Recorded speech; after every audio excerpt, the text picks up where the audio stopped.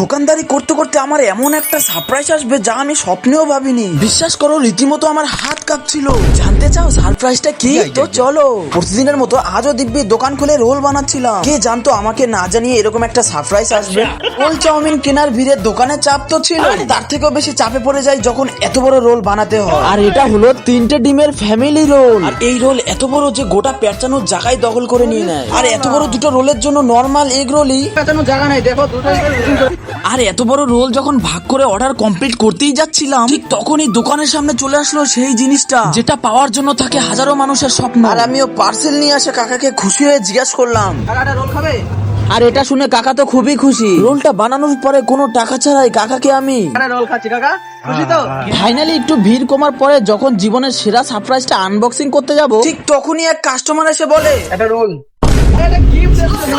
দেখলে তো, রোল ছাড়া কিছু বোঝেই না।